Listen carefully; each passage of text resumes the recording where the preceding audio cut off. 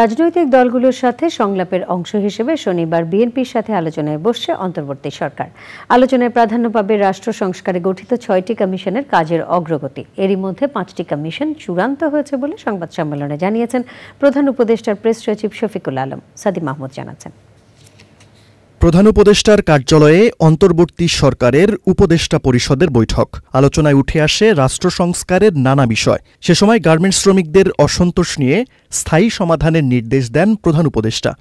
সংবাদ সম্মেলনে সভার বিস্তারিত তুলে ধরেন প্রধান উপদেষ্টার প্রেস সচিব। শ্রমিক ভাই বোনদের যে প্রোটেস্টটা, সেটার বিষয়ে তারা যেন স্টেপ নেন।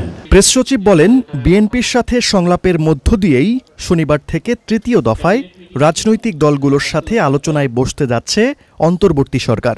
বৈঠক থেকে রাজনৈতিক দলগুলোর কাছ থেকে সংস্কার কার্যক্রমের জন্য সুপারিশ নেবেন তারা। 5টা কমিশন মোটামুটি ফাইনালাইজ, এটা জাস্ট ডিক্লারেশনটা বাকি। আর একটা কমিশনের 2-1 জনের নাম একটু বাকি আছে, এটাও আমরা আশা করছি 1-2 দিনের মধ্যে এটা ফাইনালাইজ হবে। পলিটিক্যাল পার্টিগুলোর সাথে আলাপটা শুরু হচ্ছে শনিবার 2:30টার সময়। প্রথম দিন বিএনপি থাকবে, এটুকু আমি বলতে পারি। এরপরে তো আরও বাংলাদেশের প্রধান কিছু পার্টিগুলো থাকবে। জেলা প্রশাসক নিয়োগ নিয়ে জনপ্রশাসন মন্ত্রণালয়ের সিনিয়র সচিবের বিরুদ্ধে ঘুষ বাণিজ্যের যে অভিযোগ উঠেছে তা খতিয়ে দেখা হচ্ছে বলে জানান প্রেস সচিব। একটা রিপোর্ট এসছে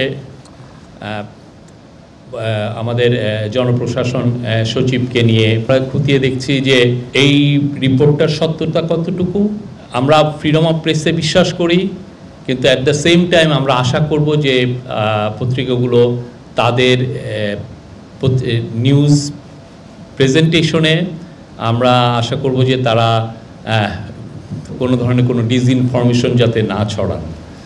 আমরা এটা খতিয়ে দেখছি এবং সেই অনুযায়ী আমরা হয়তোবা এটা নিয়ে আশা করছি যে একটা হাই লেভেল একটা কমিটি হবে, সেখানে কিছু সিনিয়র জার্নালিস্টকেও আমরা ইনক্লুড করতে চাচ্ছি। মালদ্বীপ ও কাতারের সাথে বন্দি বিনিময় চুক্তি ও রপ্তানি নীতি চূড়ান্ত হয়েছে বলেও উল্লেখ করেন প্রধান উপদেষ্টার প্রেস সচিব। সাদি মাহমুদ, চ্যানেল আই, ঢাকা।